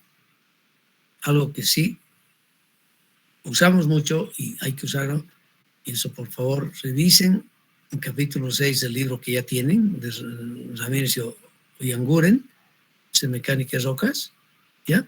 Donde tenemos el grado de meteorización que va de 1 a 5. Normalmente el ICRM, ese no es del ICRM, es el que trabajan sobre todo los españoles, que el ICRM habla de un grado de meteorización que va hasta 6, ¿ya? Una roca totalmente sana o fresca, usamos también la palabra fresca, no sana. Roca, ningún tipo de meteorización. Meteorización estamos refiriendo nomás a los procesos de cambio, ya empezaban por la oxidación, ¿es verdad? De alteración de la roca, ¿no? Y siempre vamos a distinguir dos conceptos básicos. Uno es el grado de fracturamiento y otro es el grado de meteorización, de alteración de la roca. Aquí es cuando se va alterando la superficie de la roca para ir de la roca sana o fresca finalmente a una roca completamente meteorizada, donde es un suelo, o sea, se ha convertido la roca en suelo. Todo eso es un proceso de meteorización que nos lleva finalmente a un suelo residual, algo que no hemos estudiado ya en la mecánica del suelo. Seguramente ya cuando hagan su posgrado van a hablar más de esto, ¿no es verdad? Un suelo residual es un suelo típico donde sabemos su origen, de dónde viene, de qué roca viene, de que la vamos a encontrar en profundidad, si quieren ustedes, ¿no? En cambio, los suelos que hemos estudiado normalmente y estudiamos los aluvionales son suelos que han sido transportados y depositados en una parte, ¿no? En medio acuoso, normalmente lo encontramos mucho en los lechos de los ríos y en algunos depósitos que han sido cuerpos de agua muy someros recientes donde se ha depositado ese material, arcillas, limos, arenas finas. Y en la aluvial encontramos además siempre una mezcla de todos, ¿no? Bueno, hay que estudiar nomás y leer un poco entonces la definición que tienen estos grados de meteorización, ¿no es verdad? Está muy intensamente, la 4, por ejemplo, muy meteorizada. Aquí sí que ya un gran porcentaje ha sido transformado de roca a otro tipo de minerales y es ya un suelo materiales sueltos como tal. Esta usamos más, ¿ya? Pero esta es, ojo, aquí estoy hablando del grado de meteorización, ¿ya? O sea, cuánto ha cambiado químicamente, si quieren ustedes, esa roca, porque aquí estamos hablando de transformación química, ¿ya? Bueno, vamos a usar esta nomás. Perdón, aquí el nuevo es la presencia de agua y tenemos 2 grafiquitos de estas para medir la presencia de agua, que sí es otro elemento bien importante. Aquí tenemos 6 grados, con su descripción, que la vamos a leer para ser totalmente seca y cerrada la junta, ¿no? Cuando no hay relleno. No hay flujo de agua. Está seca y no hay evidencia de agua. Y así vamos yendo hasta que sí hay evidencias claras de flujo, aunque sin relleno, ¿no? Y aquí sí vamos a tratar de describir caudal si hubiera, litros minutos, una longitud determinada. Hay que describir si hay presión, si hay un chorrito de agua o no hay un chorrito de agua, ¿no es verdad? Si es baja, media o muy alta. Son datos que nos van a ayudar, hay que anotarlos en la práctica, que nos van a ayudar después a clasificar ese macizo rocoso y a valorar la presencia de agua y el estado en el cual se encuentra esa presencia de agua. Aunque debemos decir que la presencia de agua, o sea, el agua no es un componente intrínseco de la roca, ¿no es verdad? Porque puede estar saturado y está saturado en verano y después se va drenando y va a estar totalmente seco en invierno. O sea, hay que tener entonces en el manejo de esos tipos de parámetros, pero sí son importantes, porque normalmente nos interesa hacer la clasificación del macizo rocoso.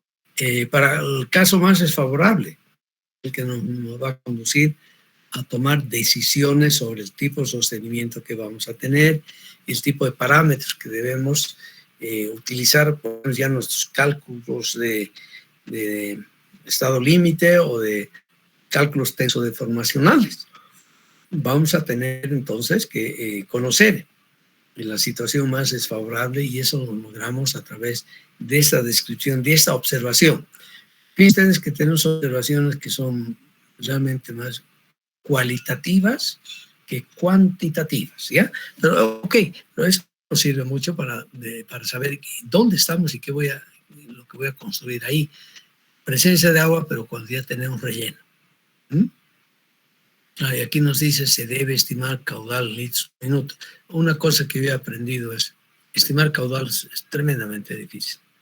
Tendría que llevar entonces un recipiente, ver de canalizar las aguas y tomar el tiempo, ¿no? Para sacar más o menos cuál es el caudal.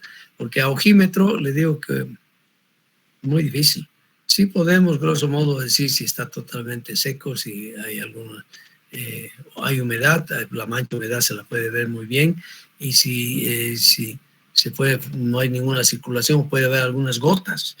Tenemos que observar, ¿ya? En resumen, y anotar lo que estamos observando, lo que podemos pedir, junto con fotos, acompañando siempre todo esto. El trabajo de campo lo acompañamos con mucha foto, ahora es muy fácil. Acuérdense ustedes, yo creo, máquinas con rollitos, ¿no? De que después había que llevar al laboratorio de fotografía para que lo revelen. Decíamos, todo era químico, impriman las fotitos, ¿no? Y teníamos un negativo. Ahora le digo con las cámaras que hay ahorita digitales, máquinas fotográficas digitales, o el celular que tenemos que nos permite una lente, nos permite sacar fotos muy buenas, el celular mismo, ¿no? Y ustedes usan, debe ser una herramienta cotidiana y le deben dar mucho uso a su cámara, digo, a la cámara que tienen en el celular, ¿no? A sacar fotos de todo y de nada. Y sacamos muchas fotos, evidentemente, ¿no? Ver si hay materiales para estar lavados localmente o hay un considerable flujo de agua a lo largo de los canales de erosión. Tenemos que estudiar esto entonces, ver, observar y anotar y darnos un grado de filtración, ¿no es verdad? ¿Ok? Bien, y toda esta información, ya me estoy adelantando un poco, porque tenemos que aprender todavía en el capítulo 6, después de que veamos trabajos de laboratorio, ¿ya? Tenemos diferentes tipos de métodos de clasificación. Es el método de Wieniawski, que en su última versión del año 89, donde hay una serie de parámetros, ¿ya? Que ya he tenido en nuestro trabajo de campo, ¿no es verdad? Vamos a darles la cuantificación necesaria, vamos a determinar aquí su valoración en los rangos que usa Wieniawski para después encontrar una calificación. Aquí vamos a adscribir una puntuación a estos criterios que están colocados acá, ¿no es verdad? Para después tener una valoración de ese macizo rocoso, en este caso con Wieniawski. Hay otros métodos, tal de Barton, que lo vamos a aprender, o usamos el de Hooke para encontrar cabalmente el GCI, que lo habíamos visto anteriormente, ¿no? Que nos hemos adelantado, si quieren ustedes. Aquí todavía hay un concepto que ni siquiera lo hemos hablado, lo vamos a hablar la próxima clase.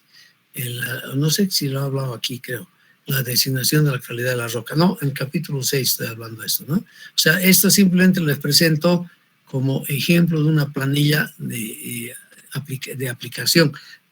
Pondré aquí algo, planilla de aplicación, ¿no? Para que esté claro. De aplicación del mapeo de campo. Si queda mejor. ¿De acuerdo? Tiene aquí un ejemplo, el mapeo de campo. Bien, entremos ahora a hablar, hemos sacado toda esta información, la tenemos, en este caso, vamos a ver, la dirección de buzamiento y la dirección de los buzamientos respecto a la obra nos introduce a una corrección que vamos a hacer las clasificaciones después, ¿no? O sea, toda esa información vamos a usar. Pero ahora vamos a hablar un poco de cómo manejamos la información estructural, la geología. Hemos dicho que estamos hablando de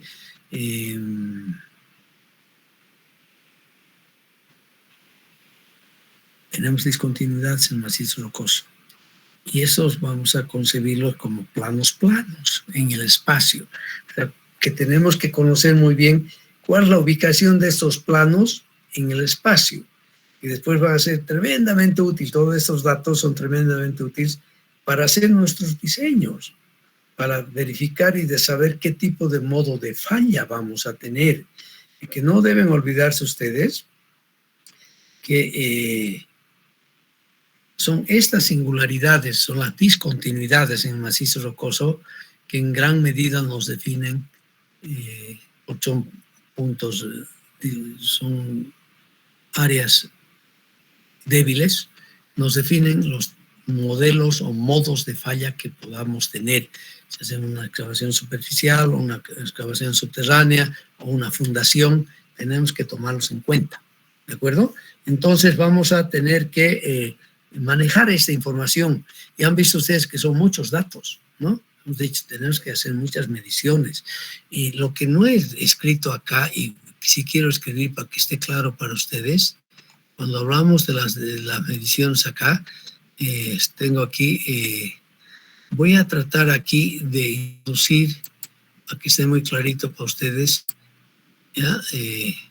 No importa aquí, en negrito vamos a poner y en mayúsculas, en cada estación, por lo menos, o no por lo menos, estación más de 10 mediciones, más de 10. Y si pueden hacer más, hay que hacerlo. Y claro, que eso lleva tiempo, es un problema por tiempo. Y a veces uno, en un día entero de trabajo en el campo, aquí voy a ponerlo así, no. No, vale la pena que lo ponga grande, ¿no? Ahí está bien. Aunque puedo sobreponerme ahí a estos datos que nos van a aplicar. Que esa observación resulta ser importante, por favor, ¿ya? O sea que a veces es bien difícil llegar a en cada estación más de 10 menciones, es lo suficiente para decir, ¿no? O sea, este ejemplo que les he puesto aquí debería ir por lo menos hasta acá, que ya me va a permitir entonces manejar toda esa información estadísticamente. Y al final, ya, ok. Y tenemos acá algunas definiciones importantes, ¿ya? Y sabe qué, para que esto resalte, voy a hacer como estas, las voy a poner estas bonitas y nuevamente aquí, y las voy a hacer así grandes, lindas, para que ustedes tengan 24. ¿Ya? Y aquí están las traducciones, ¿ya? Para que sepan lo que es strike, es entonces rumbo.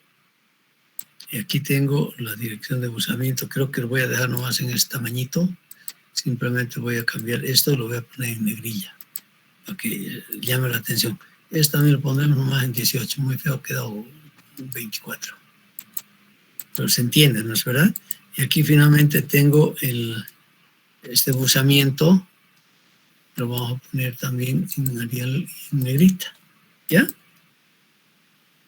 De acuerdo, esos son los tres conceptos básicos que tienen que tener ustedes para manejar todas esas proyecciones estereográficas. Y enseguida les explicaré por qué, de dónde viene eso de estereográfico. De estéreo, de hecho, ya les da la sensación de que es algo grande, espacial, ¿no es verdad? Una instalación de música estéreo quiere decir que tiene unos parlantes determinados de diferentes frecuencias en diferentes direcciones, ¿no? O sea, me da la definición de la espacialidad del volumen que se puede tener. Y vamos a definir entonces, eso sí, anótense, no estamos escribiendo acá. Primero hablemos del rumbo, lo que llamamos en strike, en inglés strike, ¿ya? El rumbo es, por favor, la intersección del plano que estoy estudiando en el espacio, ese plano, con el plano horizontal. Ese es un plano horizontal, ¿ya? Y el rumbo es entonces la intersección del plano con la horizontal. Eso es el rumbo. ¿De acuerdo? Bien. Segunda definición que vamos a ver es el buzamiento. Bueno, aquí vemos claramente psi. Ese es el ángulo, ¿ya?, que es formado entre el plano horizontal y el plano que estamos estudiando. O sea, con otras palabras, la inclinación del plano respecto a la horizontal. ¿De acuerdo? Bueno, y para conseguir obtener este buzamiento, evidentemente estamos usando la normal del rumbo en el plano horizontal y la normal del rumbo, el plano estudiado, en el plano inclinado. Esta figura esté suficientemente clara para comprender esta definición. El buzamiento no es nada más que en este plano horizontal, entonces, este plano vertical, es este ángulo. Es la inclinación de nuestro plano. ¿De acuerdo? Haciendo mal. Bien, si nosotros entonces aquí hemos definido esta normal al rumbo, ¿de acuerdo?, que es una línea en el plano horizontal, ¿ya? Y si nosotros medimos con nuestra brújula, claramente este ángulo, el ángulo respecto al norte, aquí ya no vamos a hacer diferencia en norte magnético y norte geográfico. Se supone que estamos trabajando con el norte geográfico, ¿ya? Y hemos medido ese dato. Bien. Este ángulo en el plano horizontal es lo que llamamos la dirección de buzamiento. Y así hemos definido entonces 3 conceptos básicos y 2 ángulos básicos. Y si tenemos eso claro, olvídense de la vida, vamos a poder hacer un montón de cosas, ¿no? Teniendo la definición de estos 3 conceptos y estos 2 ángulos. Lógico. Y aquí veamos entonces una proyección aquí. Esta es una proyección estereográfica, si quieren ustedes, ¿no? Donde hemos definido y dibujado aquí, por ejemplo, un rumbo, un strike, que en la nomenclatura lógica la vamos a definir siempre partiendo del norte, ¿no? O a veces incluso definir partiendo del sur. Vamos a ir desde el norte, vamos a ir 45 grados hacia el este, ¿ya? Y así definimos el rumbo. Aquí definido bien el rumbo, ¿de acuerdo? Del norte vamos 45 grados hacia el este. Y si estoy hablando de este plano, por ejemplo, y es su rumbo, partiendo de esta definición de rumbo, voy a poder encontrar la dirección de buzamiento. Y va a ser muy sencilla, ¿no es verdad? Porque aquí hemos partido cabalmente de la normal al rumbo en el plano horizontal, que es este. Sí. Normal quiere decir 90 grados, ortogonal. Y aquí yo puedo sumarle entonces 90 grados. Y voy a tener entonces esta dirección, y esa va a ser la dirección de buzamiento. En nuestro caso, ya sin usar ya la nomenclatura geológica de norte-sur, que es alfanumérica, usamos directamente la nomenclatura geotécnica, que es numérica. Esta va a ser cabalmente la dirección de buzamiento. O sea, aquí de hecho yo les muestro la proyección estereográfica de la dirección de buzamiento, ¿no? Basándonos en estas definiciones que acabamos de hacer acá. ¿De acuerdo? Espero que eso esté claro. Voy a colgar, no sé si está en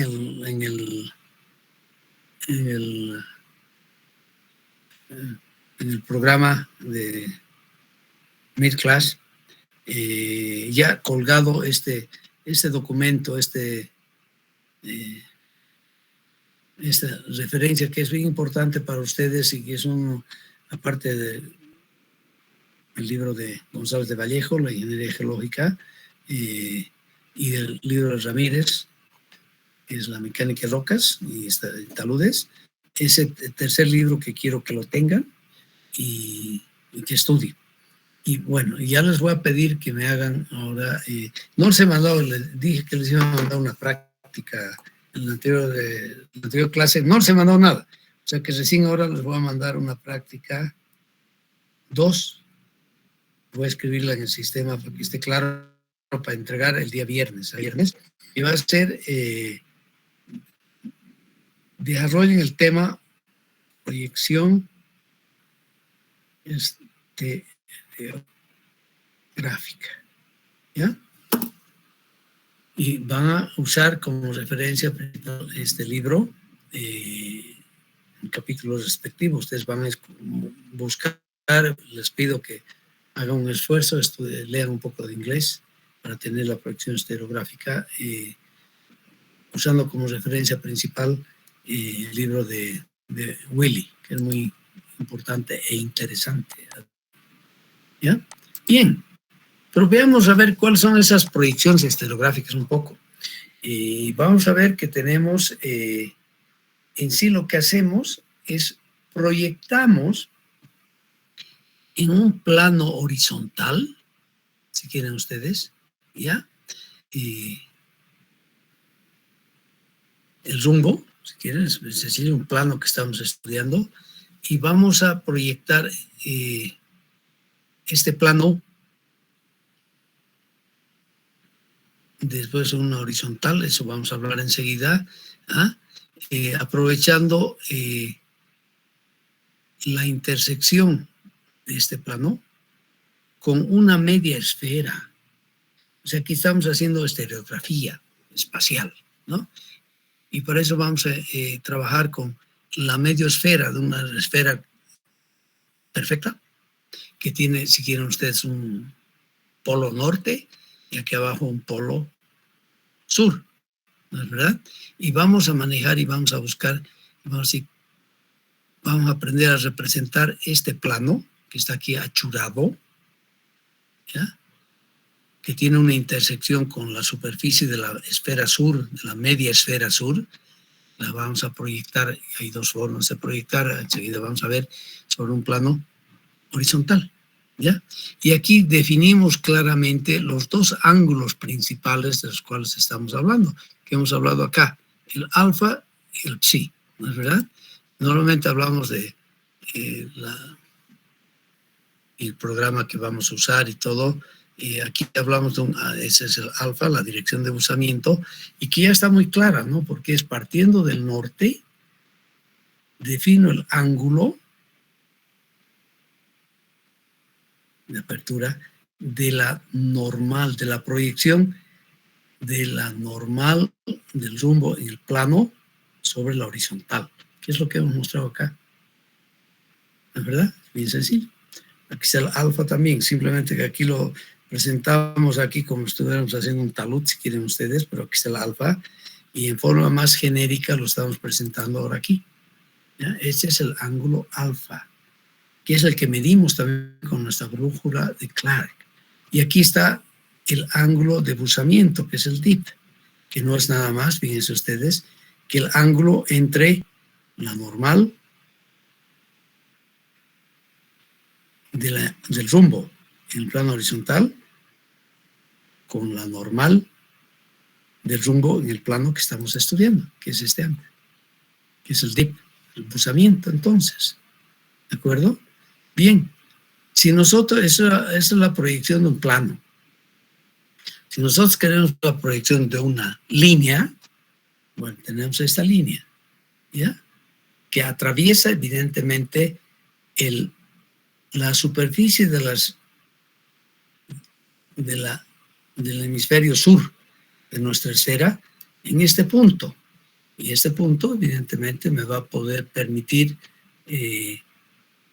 dos ángulos importantes de una línea.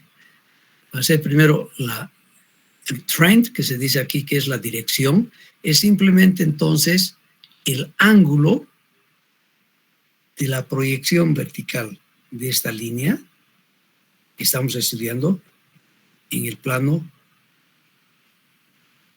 horizontal. O sea, es una proyección entonces en un plano vertical, ¿de acuerdo?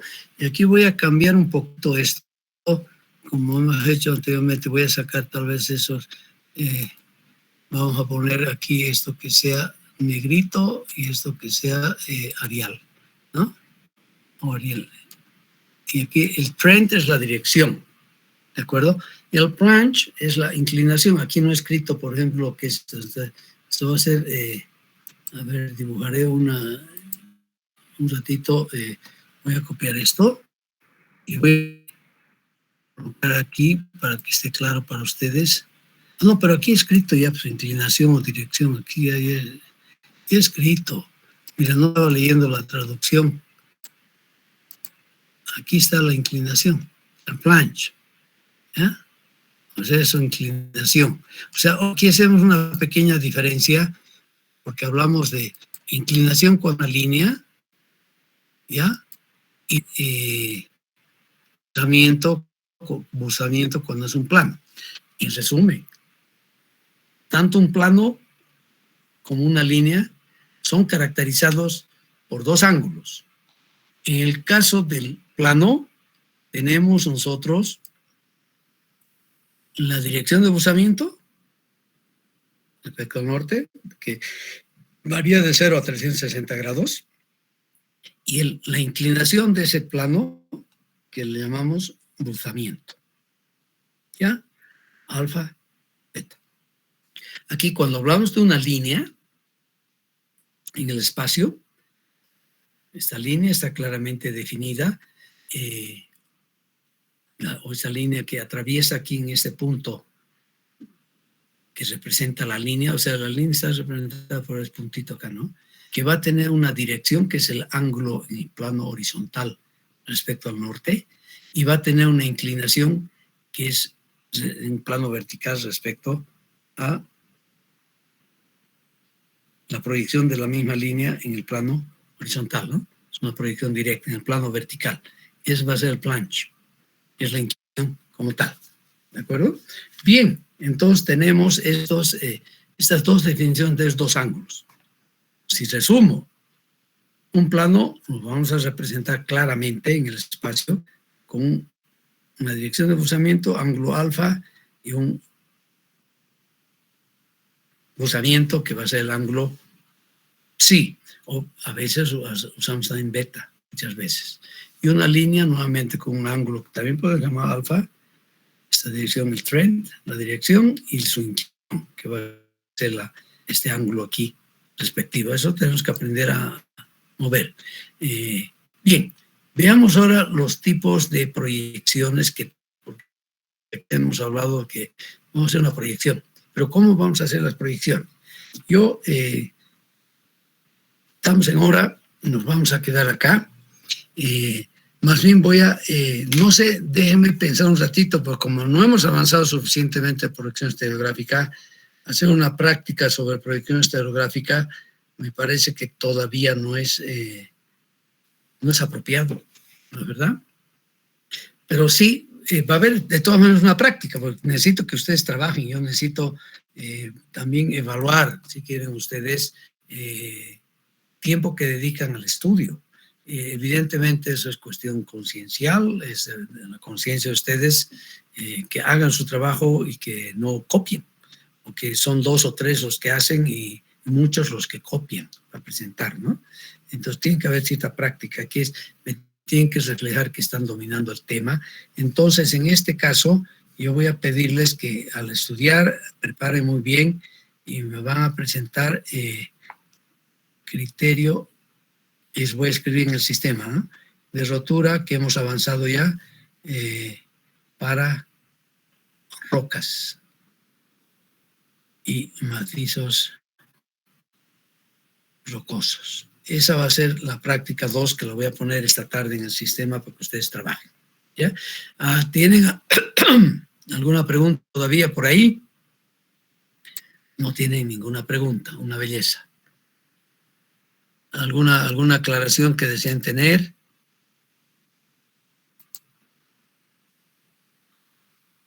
Nada. Entonces,